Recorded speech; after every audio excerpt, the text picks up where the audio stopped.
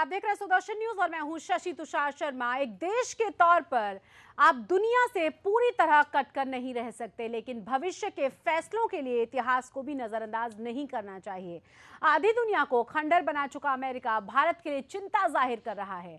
America की ये चिंता पाकिस्तान के रवैये को लेकर है, तो खास बात यहां पर यह भी है कि पाकिस्तान ने तो हमें स्वाभाविक परेशानी दी ही है, लेकिन अमेरिका की दोगली हमदर्दी भी खतरे के संकेत से कम नहीं है।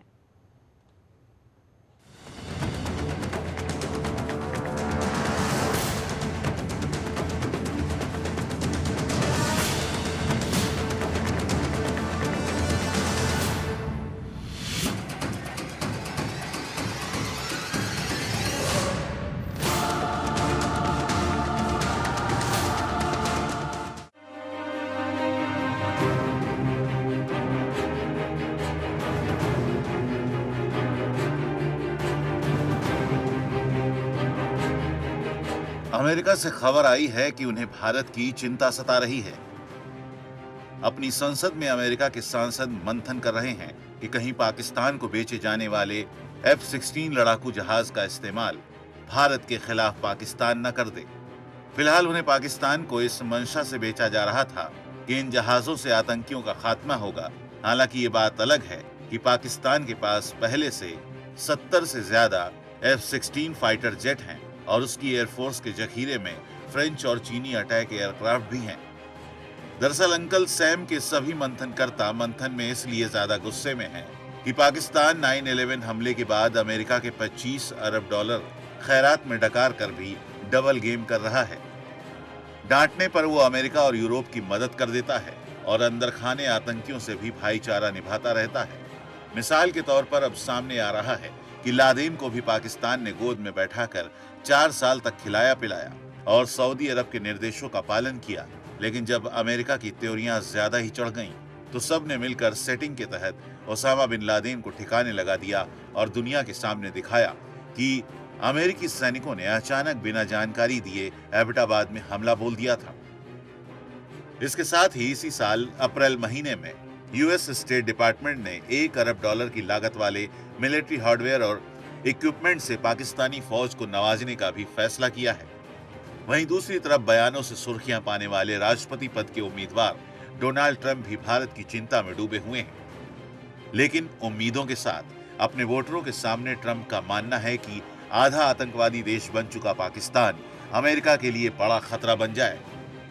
ट्रंप का मानना है कि आधा आतंकवादी देश बन चुका पाकिस्तान अमेरिका के लिए बड़ा न्यूक्लियर खतरा है। हो सकता है कल को पाकिस्तान के परमाणु बम अमेरिका के लिए मुश्किल बन जाए। हालांकि मतदाताओं के सामने ट्रंप ने भारत जैसे देशों से मिलकर इस दिक्कत से निपट लेने का आत्मविश्वास दिखाया है। भारत के लिए अमेरिका के मन में गजब की चिंता है। इसका खुलासा एक और रिपोर्ट से हुआ है। पता चला है कि अमेरिका खुफिया तौर पर अपने लिए खतरे की घंटी वाले 13 मुल्कों की समुद्री और आसमानी निगरानी करता आया है और ये अमेरिका का भारत के लिए प्यार ही है कि चीन के साथ भारत भी उसकी निगरानी लिस्ट में शामिल है। दरअसल ये खुफिया निगरानी पेंटागन अचानक सैन्य ऑपरेशन छेड़ने के लिए तैयारी के तौर पर करता है। इस लिस्ट में चीन और भारत के साथ ही Indonesia, Iran, Libya, Malaysia, Maldives, Oman, Philippines और वियतनाम शामिल है। पेंटागन का मानना है कि अमेरिका का समुद्री इलाका तो उसका अपना है ही, उस इलाके में किसी और देश को दखल देने का हक नहीं है, लेकिन हिंद महासागर और चीन सागर पर पूरी दुनिया का हक है। लिहाजा वो फ्रीडम ऑफ नेविगेशन के तहत इन समुद्रों में जासूसी करने का भी हक रखते हैं। अगर ये सब जानकर आप अमेरिका को गलत देश समझ रहे हैं तो ऐसा नहीं है। अमेरिका की आंखों में भी आंसू आते हैं। हाँ, उनके घड़ियाली होने या ना पवित्र होने की हम गारंटी नहीं दे सकते। बंदूक रखने के मौलिक अधिकार वाले इस देश में करीब करीब हर रोज कोई ना कोई किसी न किसी को उड़ाता ही रहता है। कई बार कोई मेंटल केस कईयों को एक साथ ले मरता है। लिहाजा गन कल्चर से परेशान होकर राष्ट्रपति ओबामा ने पूरी दुनिया के सामने आंसू निकाल कर दिखा दिए थे और साफ कर दिया था कि हथियार लॉबी उनसे ऊपर है। शायद ओबामा दुनिया के सामने ये साफ कर देना चाहते थे कि उनकी जिन हथियारों की फैक्ट्रियों से आधी दुनिया खंडहर बन चुकी है, उसका अपना देश भी इस परेशानी से परेशान है। जैसे आतंकवाद से खुद पाकिस्तान भी परेशान है और भारत कुछ ज्यादा ही उस पर आतंकवाद को शह देने का आरोप लगाता रहता है। ऐसी हालत में जब अमेरिका के सांसद और राष्ट्रपति पद के उम्मीदवार भारत की चिंता करते हैं तो भारत के बुद्धिजीवियों को भी इस पर गंभीरता दिखानी चाहिए। सुदर्शन न्यूज के लिए ब्यूरो रिपोर्ट के साथ सुनील धनखड़।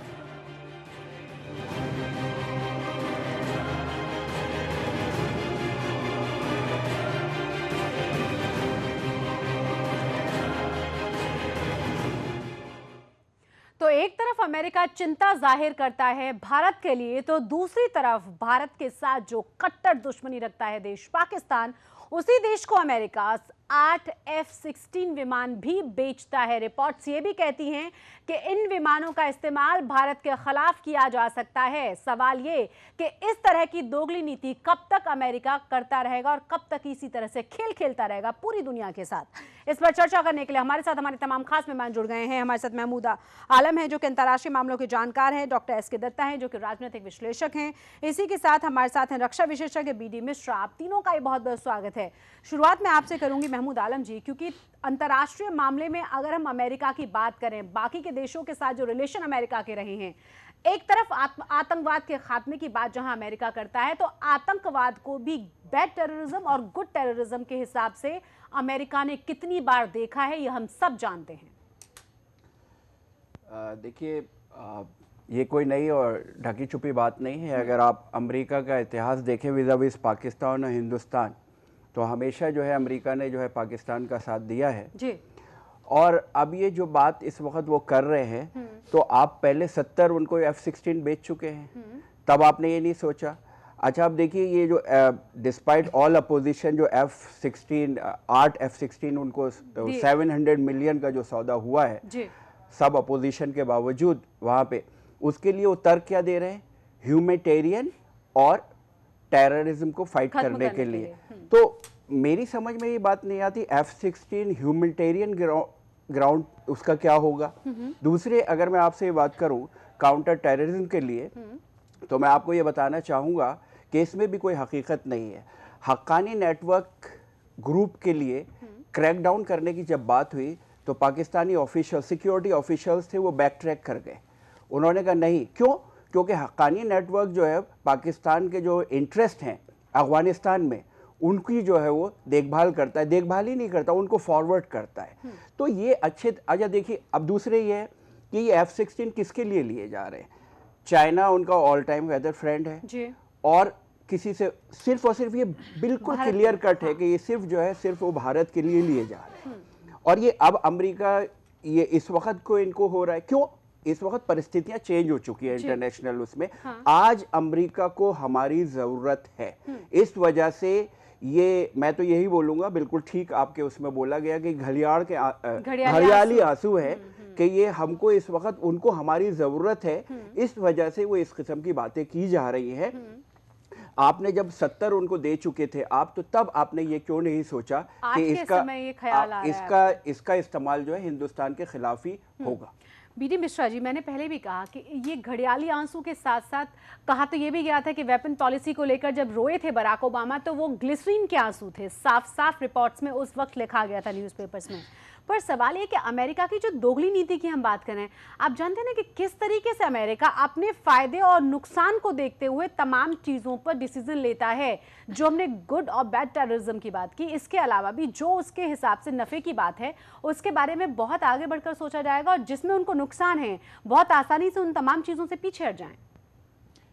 मैं दो बातें कहना चाहूँगा। पहली बात तो यह है कि अमेरिका को उसके देश का पूरा इंटरेस्ट गार्ड हो, उसके स्ट्रेटजिक इंटरेस्ट एक्सटेंड हो, और उसकी जो इकोनॉमिक कंडीशन है वो स्ट्रेंथन हो। ये बात अगर वो सोचता है तो कोई एतराज़ नहीं, ये सब देश सोचेंगे जी। हमको तो ये देखना है कि हमारे लिए वो कितनी मुफीद है, नुकसानमंद है।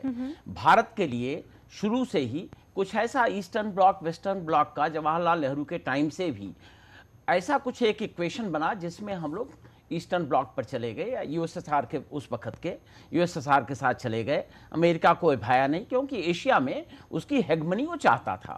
और एशिया में हेगमनी के लिए पाकिस्तान और इंडिया यही दो देश हैं, क्योंकि उस वक्त चीन 1949 से कम्युनिस्ट हो गया था, तो उसमें उसको कोई इंटरेस्ट नहीं था। और उसी को कंटेन करने के लिए कम्युनिज्म को, क्योंकि डेमोक्रेसी का सबसे बड़ा चैंपियन है, हालांकि डेमोक्रेसी का चैंपियन वो उसको हम मानते नहीं है, क्योंकि पाकिस्तान में डेमोक्रेसी नहीं है।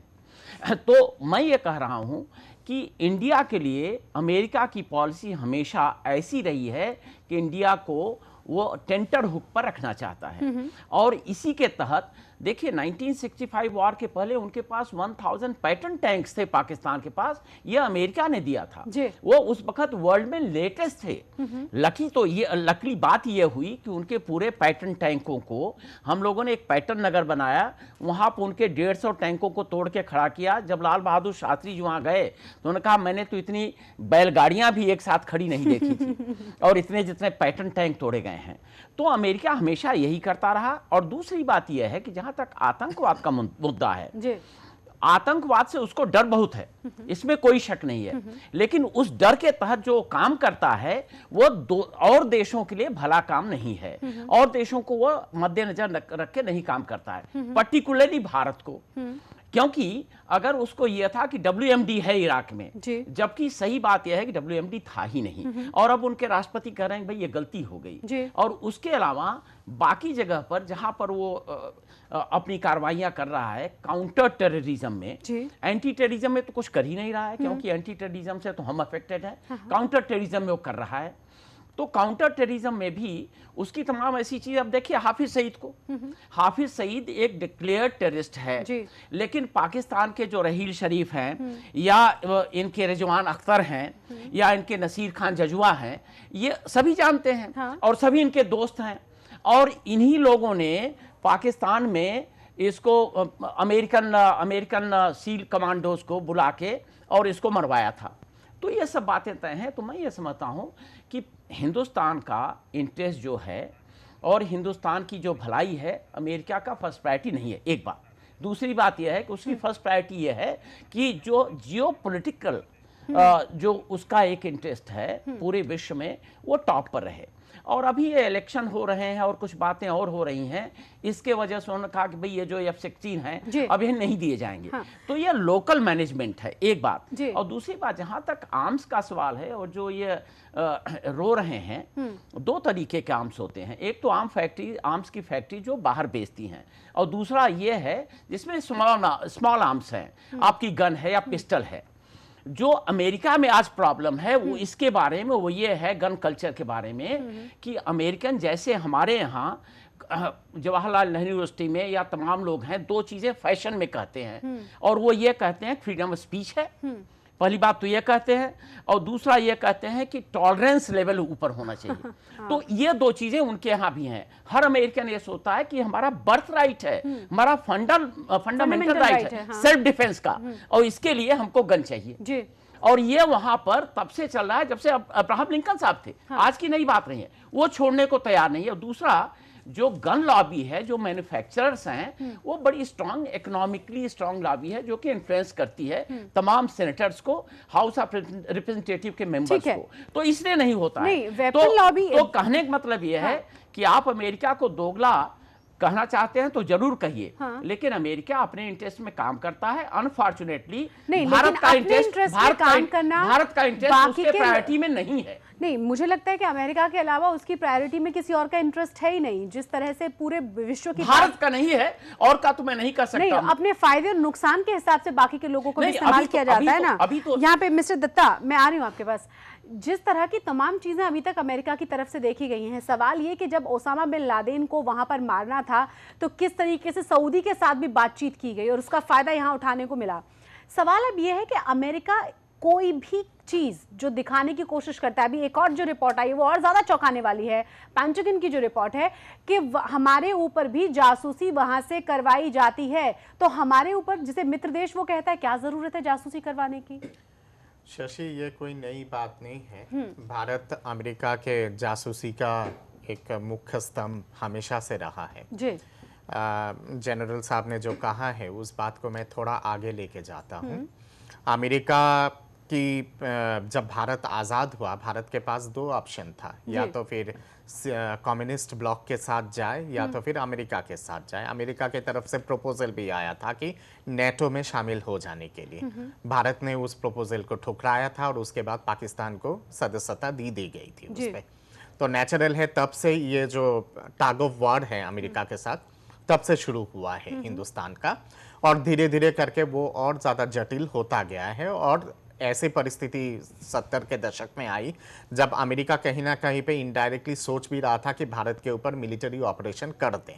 तो ऐसे भी नौबत आई है, और निक्सन प्लान वगैरह तमाम वो सब चीज़ों का एक हिस्सा है। उस पर मैं डिटेल्स में जाना नहीं चाहता हूँ, पर हमें एक चीज़ गौर करना चाहिए और समझना चाहिए कि आतंकवाद से अमेरिका को बेशक खतरा है, पर आतंकवाद के साथ साथ जहाँ जहाँ पे आतंकवाद का जड़ है वो सब एरिया इकोनॉमिकली कितना वायबल है अमेरिका के लिए, वो भी बहुत महत्वपूर्ण है। आप उत्तर अफ्रीका से लेके दक्षिण एशिया तक आप अगर देख लेंगे, जहाँ जहाँ पे आतंकवाद का स्तंभ है, जैसे लीबिया हुआ, अल्जेरिया हुआ, टूनीसिया हुआ, इजिप्ट हुआ कुछ हद तक, फिर आपके सीरिया हो गया, लेबनान हो गया, तुर्की हो गया, इराक हो गया, ये तमाम जितने सारे एरियाज है वो दुनिया का तेल का खान है।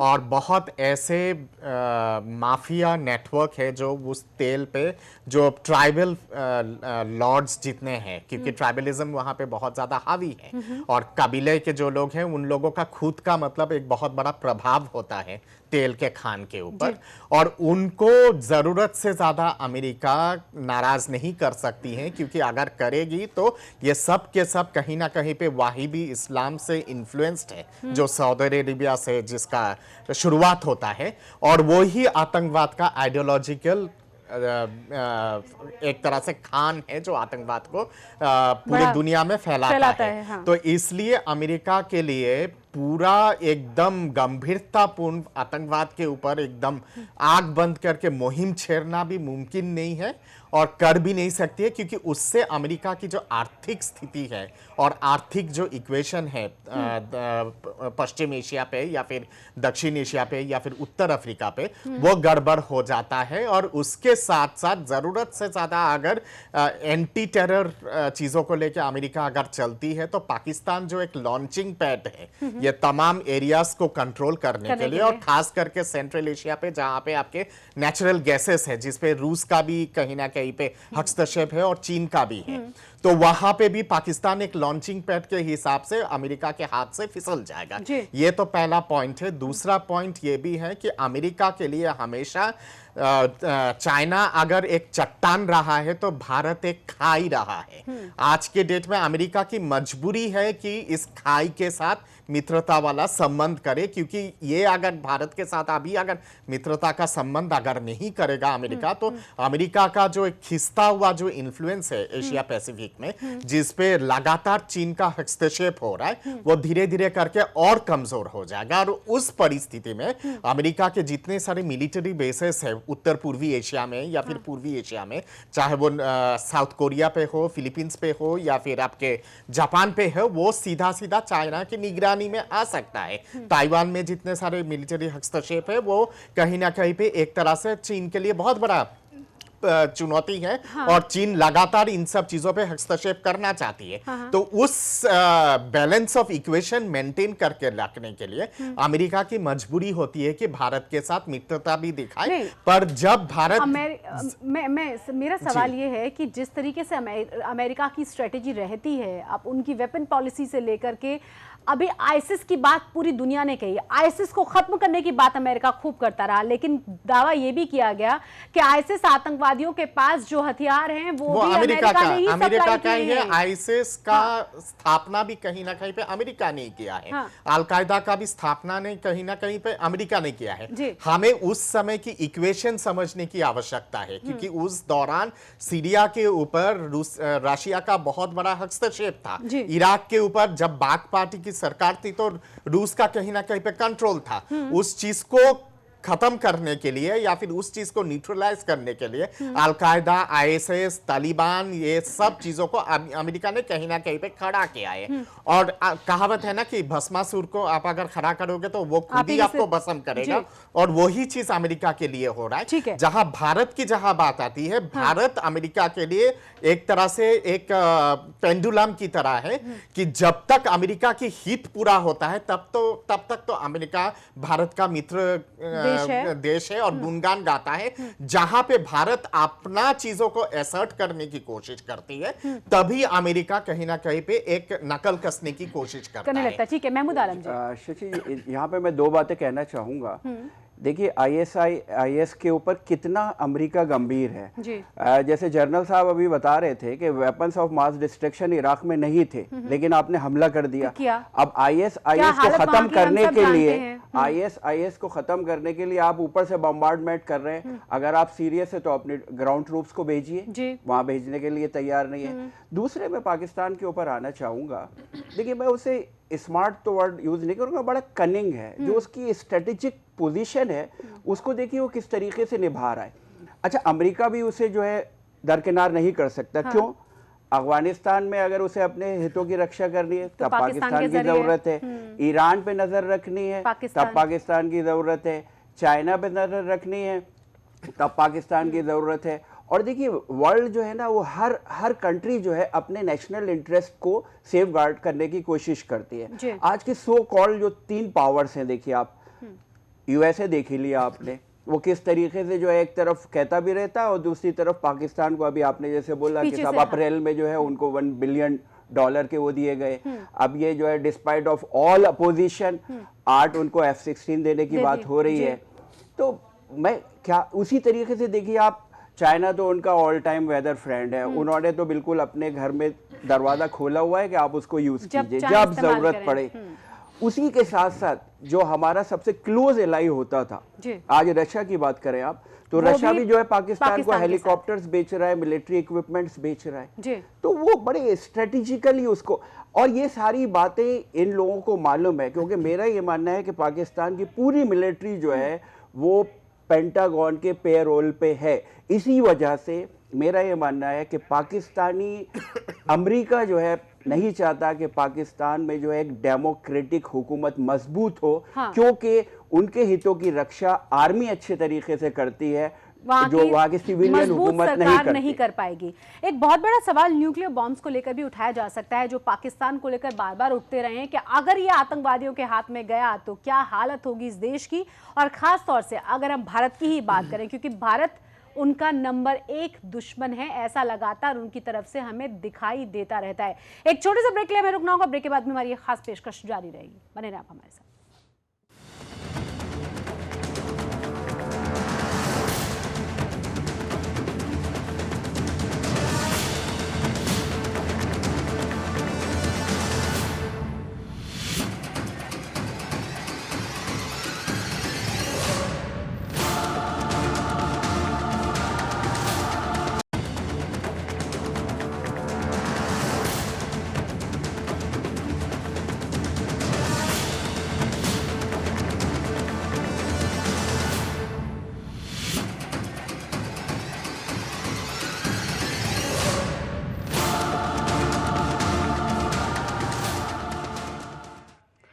ब्रेक के बाद आपका स्वागत है। बात कर रहे हैं लड़ाकू जहाज के नाम पर कूटनीतिक लड़ाई की। अब आपको एक तुलना दिखा दें हम, पाकिस्तान को मिलने वाले F-16, फ्रांस के राफेल, भारत के भविष्य के तेजस और चाइना रूस के सुखोई 27 फाइटर प्लेन्स की हम बात करेंगे। ये तुलना इस रिपोर्ट के जरिए आप देखिए।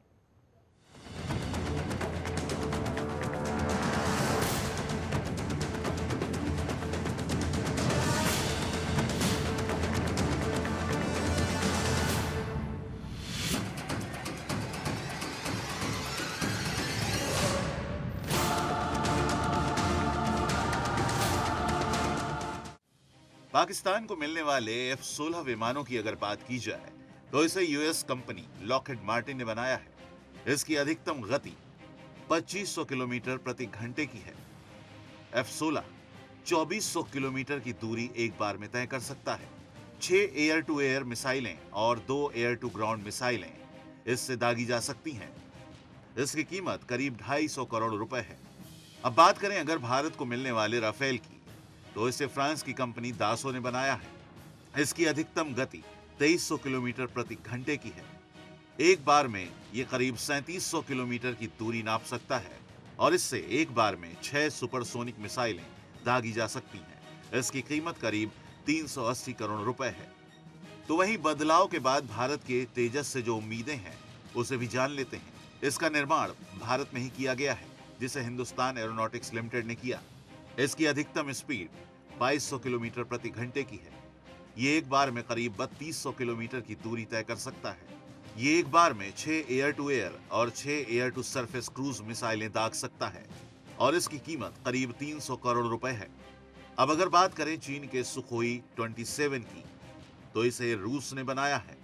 इसकी अधिकतम गति 2500 किलोमीटर प्रति घंटा है और ये करीब एक बार में 3500 किलोमीटर की दूरी तय कर सकता है। इससे 5 क्रूज मिसाइलें दागी जा सकती हैं और इसकी कीमत करीब 360 करोड़ रुपए है।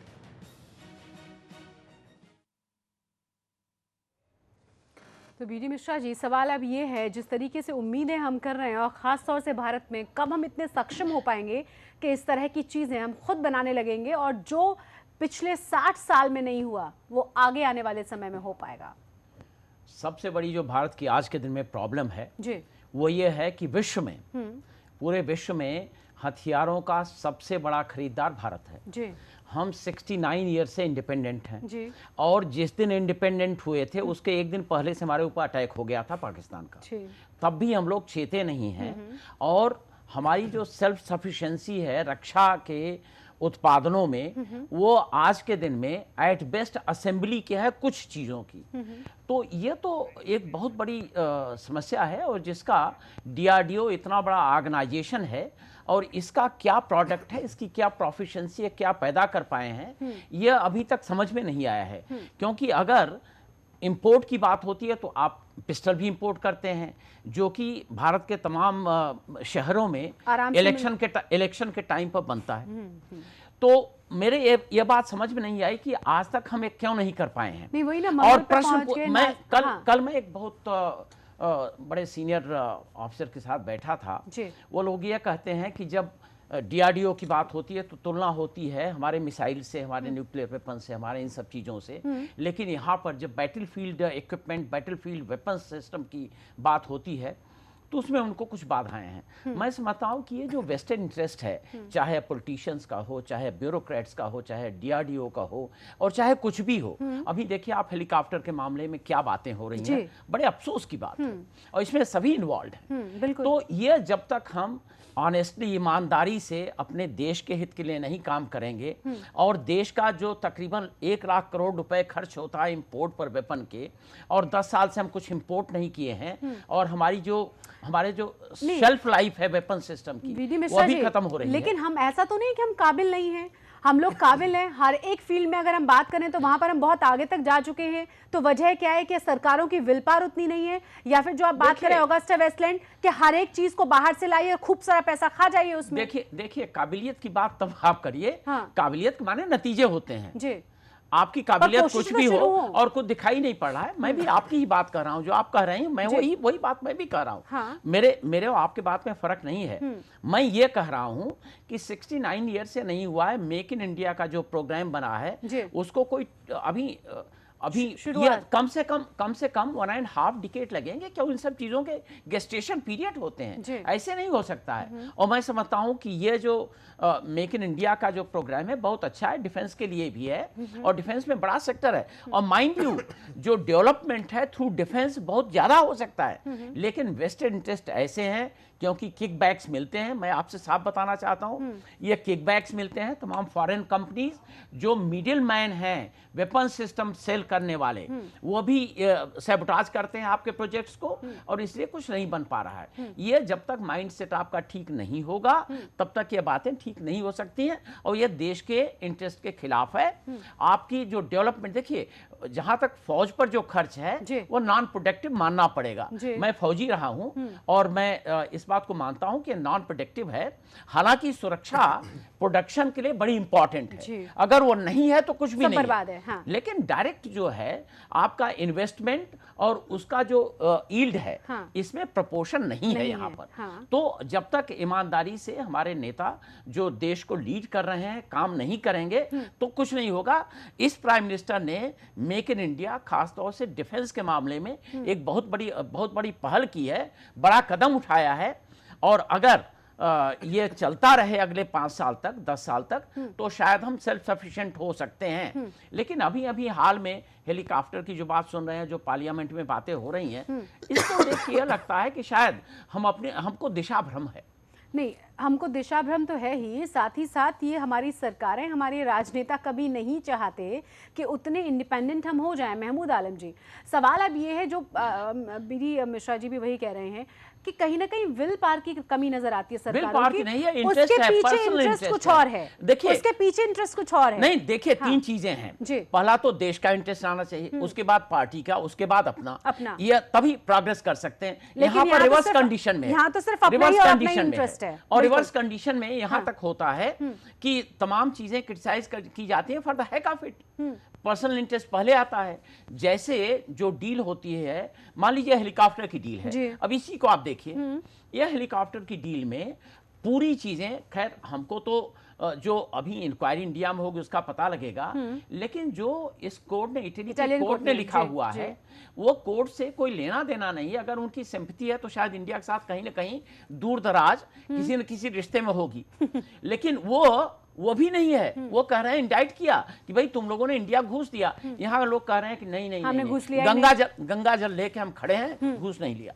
वही तो शर्मनाक है। महमूद आलम जी, देखिए, मैं इस सिलसिले में ये बोलना चाहूँगा कि राइट नाउ अगर देखें आप, इंडिया जो है लार्जेस्ट इंपोर्टर ऑफ वेपन्स है इन वर्ल्ड जी। अब देखिए, आप जो है 2 तरीके से वेपन्स को डेवलप कर सकते हैं। या तो आप टेक्नोलॉजी इंपोर्ट कीजिए, और जब आप टेक्नोलॉजी इंपोर्ट करेंगे तो ये जो कंट्रीज़ हैं जिन्होंने इतना अरबों खरबों रुपया अपना R&D पे लगाया है, वो आपसे लेटेस्ट टेक्नोलॉजी तो बिल्कुल शेयर करेंगे नहीं। जी। दूसरे ये है कि आप अपनी कंट्री में R&D पे पैसा लगाइए। अनफॉर्चुनेटली R&D फैसिलिटीज़ हमारे यहाँ नहीं है। और दूसरे ये है कि हमारे यहाँ कैपिटल फॉर्मेशन बहुत कम है। हम इतना पैसा R&D पे नहीं लगा पाते। क्यों? क्योंकि वहाँ पे कोई गारंटी नहीं है कि आपको सक्सेस मिलेगी या नहीं मिलेगी। दूसरे में और एक यहाँ पे बात करना चाहूँगा, हमारी देखिए आर्मी को, नेवी को, एयरफोर्स को कभी जो है बिल्कुल जो है प्रोफेशनलिज्म या उनको जो है खुली छूट नहीं दी गई कि वो अपने डिसीजंस लें। हमेशा पॉलिटिशियंस ने उस पर डिसीजंस लिए हैं। अब पॉलिटिशियंस को मालूम ही नहीं, अब वो बैठ के यहाँ पे पॉलिटिशियंस आप फैसला कर रहे हैं कि क्या खरीदना है क्या नहीं खरीदना है। तो मेरा ये मानना है कि एक तो आपको ज़रूरत है, मेक इन इंडिया की बात हो रही है, बहुत अच्छी बात हो रही है, लेकिन मेक इन इंडिया भी जब भी सक्सेसफुल हो पाएगा जब आप R&D पे जो है बहुत ज़्यादा पैसा लगाएंगे। दूसरे, अपनी आर्मी और नेवी और एयरफोर्स जो है उसको आपको जो है छूट देनी पड़ेगी, और वहां पे जो है प्रोफेशनल्स को लेके आना पड़ेगा कि वो लोग फैसला लें, ना कि पॉलिटिशियंस लें। ठीक है मिस्टर दत्ता, सवाल अब ये है कि इतने दिन हमें आज़ाद हुए हो चुके हैं, हम बात कर रहे हैं अमेरिका की दोगली नीति की, हम बात कर रहे हैं कि किस तरीके से अमेरिका हर एक देश को सिर्फ अपने हिसाब से इस्तेमाल करना चाहता है, और पाकिस्तान को खास तौर से एक तरफ से हथियार और एक तरफ से फाइनेंशियली उसको मदद करने के बाद आतंकवाद को खत्म करने की बात होती है। लेकिन पाकिस्तान की सरजमी पर क्या हो रहा है ये हम सभी अच्छे तरीके से जानते हैं। सवाल अब यह है कि क्या हम बहुत अलग अलग मामलों में इंडिपेंडेंट नहीं हैं, और बार बार जो सवाल निकलकर सामने आता है कि जो हमारी पॉलिटिकल पार्टीज हैं, जो हमारे राजनेता हैं, जो इस देश को लीड करते हैं, तमाम राष्ट्रीय मुद्दों पर भी एकजुट कभी भी नजर ही नहीं आते। शशि, आपने एक अच्छा सवाल आपने उठाया है, पर हमें उतना हताश होने की भी आवश्यकता नहीं है जी। ये बिल्कुल कह देना कि 70 साल के आज़ादी के बाद भारत ने कुछ नहीं हासिल किया या फिर कोई भी उपलब्धि नहीं है, ये बेबुनियाद होगा, क्योंकि ये उतना वो नहीं है, झूठ नहीं है जितना कि हम लोग समझ रहे हैं। मसलन अगर कुछ उदाहरण दे, इंटरकॉन्टिनेंटल बैलिस्टिक मिसाइल भारत ने तैयार किया है जो 5000 किलोमीटर तक का रेंज है उसका। हाल ने नाइट विजन एयरक्राफ्ट्स भी तैयार किया है हिंदुस्तान एरोनॉटिक्स लिमिटेड ने, जी जो भारत के लिए एक बहुत बड़ी उपलब्धि है। न्यूक्लियर सबमरीन्स भारत की एक बहुत बड़ी उपलब्धि है।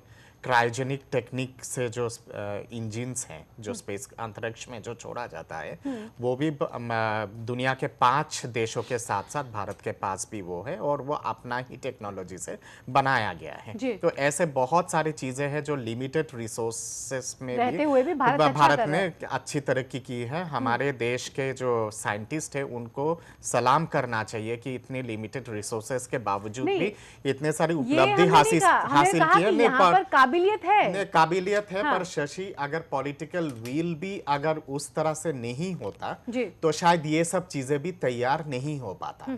यहाँ पे जो बुनियादी जो प्रॉब्लम है वो प्रॉब्लम है कि जेस्टेशन पीरियड किसी भी प्रोजेक्ट का वो मिस गवर्नेंस के चलते इतना ज्यादा लंबा खींच जाता है कि उसकी जो कॉस्ट है वो 10 गुना ज्यादा बढ़ जाता है और फिर अफोर्डेबल नहीं होता है और स्थगित करना पड़ता है। दूसरा ये भी है कि पॉलिटिकल कंसेंसस की जहां बात आती है, दुर्भाग्यपूर्ण कहना पड़ता है कि अभी हाल ही में पिछले 5-6 सालों से मैं देख रहा हूँ कि जो विदेश नीति पे और स्ट्रेटेजिक इश्यूज को लेके अंतर्राष्ट्रीय लेवल पे जो एक कंसेंसस होना चाहिए पॉलिटिकल विल में और तमाम पार्टियों के बीच में जो देश के लिए होना चाहिए और देश के प्रति होना चाहिए, वो कंसेंसस आज के डेट में नहीं है क्योंकि इतना ज़्यादा जटिल और खोखला हिंदुस्तान की राजनीति हो चुका है और पॉलिटिकल पार्टीज के वेस्टेड इंटरेस्ट इतना ज़्यादा हो चुका है कि स्ट्रेटेजिक चीज़ों पे भी और विदेश नीति के चीज़ों पे भी या फिर आर्थिक नीति के चीज़ों पे भी एक पॉलिटिकल विल नहीं होता है जो एक नेशनल विल कहा जाए। दूसरी बात यहाँ पे ये आता है कि अमेरिका ने क्या किया या फिर ब्रिटेन ने क्या किया या रूस ने क्या किया, वो अपने देश के हित के हिसाब से वो लोग अपना विदेश नीति तैयार करते हैं और अपने हिसाब से वो लोग अपना विदेश नीति बनाते हैं। जी। अमेरिका जब अपना विदेश नीति तैयार करती है अगला 100 साल के विदेश नीति के लक्ष्य को ध्यान में रखते हुए बनाती है, तो वो तो उनकी उपलब्धि है ना। उनकी उपलब्धि के चलते आज के डेट में अगर वो दुनिया में अगर दबदबा जमा रहे हैं तो उसको लेके हमें मातम मनाने से तो कोई फायदा नहीं है। हमें भी अपना विदेश नीति आर्थिक नीति उस हिसाब से तैयार करना चाहिए ताकि उसकी एक लॉन्ग टर्म बेसिस पे रिफ्लेक्शन हो।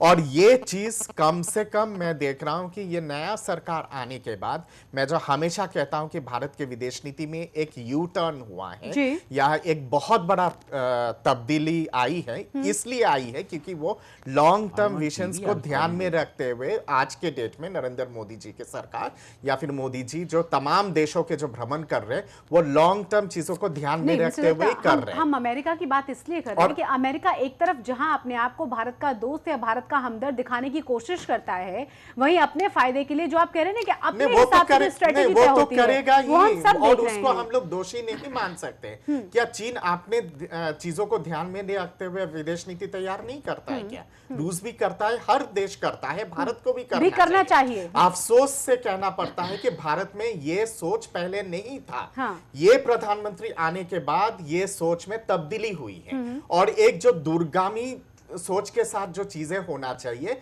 उस दिशा में भारत अब धीरे धीरे करके कदम अपना रही है। मैं तो कहता हूं कि केवल लुक ईस्ट पॉलिसी या फिर सेंट्रल एशिया की तरफ नहीं, हमें आगे और जाना चाहिए। हमें आज के डेट में लुक पैसिफिक की तरफ होना चाहिए ताकि इन सब चीजों को हम लोग हैंडल कर सके।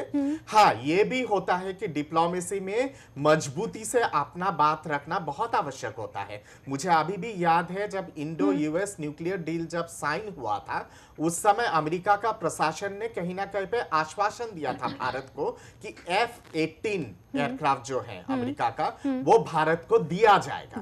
पर वो जो आश्वासन है अमेरिका का, वो आश्वासन अमेरिका ने आज तक पूरा नहीं किया। जरूरत यह होती है भारत सरकार के तरफ से गंभीरतापूर्ण ये बात रखने की कि पाकिस्तान को अगर आप F-16 अगर आप दे रहे हैं, उससे भी ज्यादा आधुनिक है F-18 एयरक्राफ्ट जो आपने वादा किया था इंडो यूएस न्यूक्लियर डील के दौरान कि आप F-18 भारत को देंगे, जो अभी तक नहीं मिला है। आपने अभी तक क्यों नहीं पूरा? महमूद आलम जी आपके पास होंगे, उससे पहले बीडी मिश्रा, सवाल मेरा ये है, न्यूक्लियर वेपन की हम बात करें खासतौर से पाकिस्तान की, सवाल ये नहीं है कि पाकिस्तान को F-16 दिए गए हैं, सवाल ये भी है कि और भी बहुत सारी फाइनेंशियली मदद के साथ साथ बहुत सारे वेपन को लेकर भी इन दोनों के बीच आदान प्रदान होता है। और सबसे बड़ा सवाल और जो सबसे अहम सवाल है वो है न्यूक्लियर पावर का। आखिर वो अगर आतंकवादियों के हाथ लगी तो क्या होगा? देखिए, न्यूक्लियर वेपन्स का 4 तरीके के न्यूक्लियर वेपन्स हैं जी। पहला तो ये है कि वो 20 kT यील्ड एंड अबव। दूसरा है डर्टी बॉम्ब, जिसमें असेंबल करके कुछ चीजें लाके यूरेनियम प्लूटोनियम करके वो बना लें। तीसरा है मिनिएचराइजेशन और चौथा है टैक्टिकल वेपन्स। तो इसमें सबसे बड़ा खतरा यह है मिनिएचराइजेशन पर। जो डर्टी बॉम्ब है उसमें हो सकता है कि अगर कोई देश उसमें इंटरेस्ट न ले, जिसके पास न्यूक्लियर टेक्नोलॉजी है, तो डर्टी बॉम्ब बनाने में थोड़ा मुश्किल है। मिनिएचराइजेशन जो है यह सबसे डिफिकल्ट चीज़ है, अभी तक नहीं हुआ है। उसका कहने का मतलब यह है कि मिसाइल, जो न्यूक्लियर मिसाइल्स होती हैं, न्यूक्लियर वेपन होते हैं, काफ़ी बड़े होते हैं, ट्रक में रख के नहीं ले जा सकते हैं। लेकिन अगर अटैची के लेवल का हो गया, उस साइज़ का हो गया, जैसे पहले टेलीफोन इतना बड़ा होता था, सैकड़ों मील की लोहे की लाइनें लगती थी, अब आप यहाँ से स्विट्जरलैंड बात कर लें, अगर वो हो जाएगा तो वाकई खतरा होगा। लेकिन जहाँ तक पाकिस्तान का सवाल है, पाकिस्तान का सवाल, वहाँ पर यह प्रॉब्लम है कि वहाँ पर जो उसका कंट्रोल सिस्टम है, जो फायरिंग मैकेनिज्म ऑर्डर करने वाला है, वो वहाँ के आर्म फोर्सेस पास है। सॉरी। और कहा यह भी जाता है कि जब बेनजीर भुट्टो वहाँ की सरबराह थी, तो इन लोगों ने कोई लकड़ी का बम उनको दिखा के, फौज वालों ने कहा भाई देखो ये न्यूक्लियर वेपन है, उनको वो भी नहीं दिखाया गया। तो वहाँ पर जो ये एक बड़ी मिस्टीरियस सिचुएशन है, उसमें यह समझा नहीं जा सकता है कि अगर डिस्टेबल इतनी गवर्नमेंट है वहाँ पर, वहाँ आतंकवाद का इतना खतरा है और वहाँ पर फंडामेंटलिज्म इतनी ज़्यादा है, और अगर वो ब्रेक हो गया तो क्या होगा उसका, यह बहुत बड़ा प्रश्न है। और इससे अमेरिका भी प्रभावित है। लेकिन मैं कहना यह चाहता हूँ कि इस डायरेक्शन में अमेरिका का जो सजेशन है पाकिस्तान को, कंट्रोल तो करना बड़ा मुश्किल है क्योंकि देश को कंट्रोल नहीं किया जा सका, वो सजेशन भी इनका बड़ा वेग है। उनका बहुत ही वेग सजेशन है, उनको मदद अलग अलग तरीके की है। तो ये चीज़ें खतरनाक हैं। दूसरा एक मैं और कहना चाहता हूँ, जब हम ये सब पूरी बातें करते हैं तो आज विश्व में एक ऐसा देश है जिसका हम जिक्र करना चाहिए, वो है सऊदी अरेबिया। आप देखिए सऊदी अरेबिया का रोल, सऊदी अरेबिया का रोल खतरनाक है। इसको तमाम लोग एग्री नहीं करते हैं, हिंदुस्तान में कोई इसकी बात नहीं करता है, लेकिन अल असद को गिराने के लिए सऊदी अरेबिया का देखिए रोल, कितना बड़ा रोल है। वहां पर ईरान के खिलाफ देखिए उनका कितना बड़ा रोल है। पाकिस्तान को कितनी बड़ी मदद वहां आती है। सऊदी अरेबिया से कितनी बड़ी मदद बांग्लादेश में जा रही है, जो कि ये फंडामेंटली, ये चीजें फंडामेंटली कहीं ना कहीं टेररिज्म को सपोर्ट करते हैं। अल्टीमेट जो इसका यूटिलाइजेशन है वहां पर है, उसके बारे में कोई नहीं सोच रहा है। और अमेरिका को यह सूट करता है कि सऊदी अरेबिया उनके साथ रहे, क्योंकि पूरा इन्वेस्टमेंट, पूरा ऑयल, उनकी पूरी इकोनॉमी और जितने वहाँ के प्रिंसेस हैं, सबका पैसा वहाँ पर है। तो यह एक ऐसा वेस्ट एशिया में एक ऐसा ये पावर सेंटर है, पेट्रो डॉलर सेंटर है, जो कि एक खतरनाक है। और इस खतरनाक सेंटर को अमेरिका बढ़ावा दे रहा है। तो पूरे विश्व में जो डिस्टेबलाइजेशन हो रहा है, ये इन सब सेंटर से हो रहा है। और इंडिया इसका डायरेक्ट विक्टिम हो सकता है। नहीं महमूद आलम जी, सवाल यह है क्योंकि अंतर्राष्ट्रीय मामलों में अगर आप तमाम चीज़ों को देखते रहे हैं, अमेरिका जिस तरीके से तमाम इन चीज़ों को कर रहा है, अमेरिका की वेपन पॉलिसी सिर्फ पूरे विश्व के लिए नहीं, उसके लिए कितनी ज़्यादा घातक है। सवाल अब ये कि क्या वहाँ पर वेपन जो लॉबी है वो इतनी ज़्यादा स्ट्रांग है कि वहाँ के प्रेसिडेंट की भी चलती नहीं है। वो इतनी स्ट्रांग लॉबी है कि उनको दबाना, उनको हटाना या फिर उनको लिमिट में लेकर आना बहुत ही मुश्किल काम है वहाँ के लिए। बिल्कुल फैक्ट, आप बिल्कुल सही बात कर रही हैं। आपको मैं कुछ स्टैटिस्टिक्स देना चाहूँगा। 2015 में अगर देखें आप, तो यूएसए में रोज़ाना 35 से ज़्यादा लोग मरे हैं बिकॉज ऑफ गन कल्चर। उसके बावजूद भी वहाँ पे कोई, आज भी देखिए मास किलिंग हो रही है। वर्जीनिया में देखिए, आप कोलंबिया में देखिए, सब तरफ देखिए। तो वो वहाँ, बल्कि ओबामा ने ये बोला है कि ये मेरा सबसे बड़ा फ्रस्ट्रेशन है कि मैं इस गन कल्चर को वहाँ पे कंट्रोल नहीं कर पा रहा हूँ। अब जहाँ तक मैं थोड़ा दोबारा वापस हिंदुस्तान और चाइना की तरफ पाकिस्तान और चाइना की तरफ आना चाहूँगा। देखिए फर्स्ट ऑफ ऑल तो ये है, पाकिस्तान से हमारा कोई मुकाबला नहीं जी है। मैं मानता हूं कि 2022 तक ये आंकड़े लगाए जा रहे हैं कि उनके पास 300 से ज़्यादा एटॉमिक बम होंगे। जी लेकिन देखिए, हो सकता है, भगवान ना करे, ऊपर वाला ना करे, कभी भी न्यूक्लियर फ्लैश पॉइंट आए इंडिया और पाकिस्तान में, तो देखिए एक बात तो पाकिस्तान को याद रखनी चाहिए, थोड़ा बहुत हमको नासूर दे देंगे, नुकसान पहुंचा देंगे, लेकिन वो सफ़े हस्ती से बिल्कुल वर्ल्ड मैप से ख़त्म हो जाएंगे। दूसरे ये कि हमें जो है अपनी मिलिट्री प्रिपेयर्डनेस करनी है चाइना को देखते हुए। जी अब देखिए यूएसए किस स्मार्टली तरीके से अपने नेशनल इंटरेस्ट को साधते हुए हुए देखिए वो क्या कर रहा है, एक हेगेमनी बनाना चाह रहा है एशिया में, जो भी चाइना के खिलाफ, जिससे भी चाइना के, जिन मुल्कों के भी चाइना से अच्छे ताल्लुकात नहीं हैं, भले ही आप जापान ले लिए, साउथ कोरिया ले लिए, वियतनाम ले लिए, फिलिपाइन ले लिए, ऑस्ट्रेलिया ले लिए, वो इंडिया को भी उसमें शामिल करना चाहता है और चाइना के खिलाफ उसको खड़ा करना चाहता है, क्योंकि एक यूनिपोलर कंसेप्ट जो था पावर का, अब यूएसए को कहीं ना कहीं ये लग रहा है कि अगर थोड़ा बहुत उनको इकोनॉमिकली एंड मिलिटरी किसी तरफ से खतरा है तो वो चाइना से है, और वो इंडिया को भी चाइना के खिलाफ खड़ा करना चाहता है। लेकिन मैं यहाँ पे ये कहना चाहूँगा कि हमारा चाइना से बहुत बड़ा हजारों किलोमीटर का बॉर्डर मिला हुआ है, हमको चाइना को 1 to 1 एंगेज करना है। अब वो किस तरीके से करना है वो हमको देखना होगा। और यूएसए की जहां तक आप बात कर रही हैं, तो उनका तो ये हमेशा से खेल रहा है कि डिफरेंट कंट्रीज को लड़ाओ और अपने हथियार बेचो और बाद में बैठकर बीच पाकिस्तान को F-16 दो, इंडिया को F-18 दो, और फिर ये बोलो कि जब कुछ बात हो कि आप लोग बात कर लो। जी, और हम तो टेररिज्म को खत्म करना चाहते हैं। बीडी मिश्रा जी, ये जो हम बात करें लगातार वेपन पॉलिसी की, जिस तरीके से आतंकवाद का गढ़ और आतंकवाद को पनाह देने वाला और आतंकवाद को पैदा करने वाला अमेरिका को कहा जाता रहा है, वेपन पॉलिसीज भी कहीं आतंकवाद की तरह इन्हीं के लिए बहुत ज्यादा दुखदायी तो नहीं हो जाएंगी? पहले मैं एक क्लैरिफिकेशन दे दूं। पहली बात तो यह है कि जो वेपन लॉबी है वो अलग चीज है, जो गन कल्चर है वहाँ अलग चीज है। जी। गन कल्चर वो डोमेस्टिक है और जो वेपन लॉबी है वो इंटरनेशनल कहेंगे आप उसे। तो इसमें दोनों में फर्क है, और दोनों में एक तो अमेरिका ये चाहता है कि यहाँ पर गन कल्चर खत्म हो, और ये चाहता है वेपन लॉबी हमारी गेनफुल रहे, हमेशा गेनफुल रहे, क्योंकि रेवेन्यू है, वो रेवेन्यू पैसा है। लेकिन इसी के साथ मैं ये बताना चाहता हूं कि जिस तरीके से, क्योंकि मैं 1962 में मैं वार में था, तब से मैं एक्टिव वार सिस्टम देख रहा हूं, एज ए मैं प्लेटून, मैं वहां पर ऑफिसर था, तब से मैं देख रहा हूं हिंदुस्तान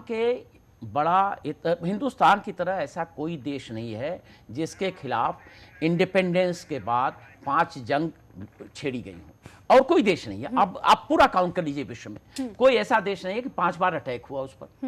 लेकिन फिर भी अगर हम ये कहते हैं कि हम बहुत प्रोग्रेस कर लिए हैं, तो मैं समझता हूं डिफेंस जो कि आपका बेसिक है, हर चीज के लिए इंश्योर करता है कि आप महफूज हैं और आपका तरक्की हो सकता है, आप काम करें, ये leaves must to be desired.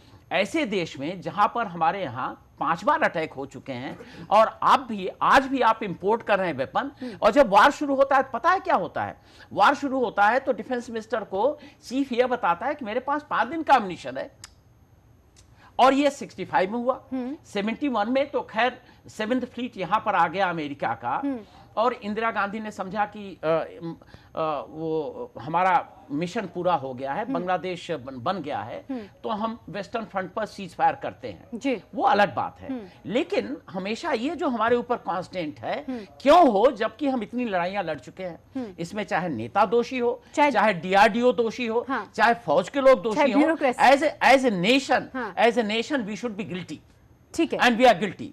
मैं दूसरी बात यह कहना चाहूंगा, समय की कमी, एक छोटा सा कमेंट आपका। जी, मैं दूसरी बात यह कहना चाहूंगा कि भारत जब तक यह तय नहीं करेगा कि हमारे यहाँ वेपन बेस्ट वेपन हो, स्टेट ऑफ द आर्ट हो, लेटेस्ट हो, और हम कैपेबल रहें किसी भी कंडीशन पर रिएक्ट करने के लिए सक्सेसफुली, और पाकिस्तान और चाइना ये दोनों हमारे नॉन एनिमी हैं, अटैक कर चुके हैं। जब तक हम इसके लिए तैयार नहीं होंगे तीनों तरीके से, अपने विल पावर से, अपने वेपन सिस्टम से और अपने डिप्लोमेसी से। जी। ये तीनों से जब तक हम तैयार नहीं होंगे, विल कीप ऑन सफरिंग। यहाँ पर मैं लास्ट कमेंट लूंगी आपसे मिस्टर दत्ता।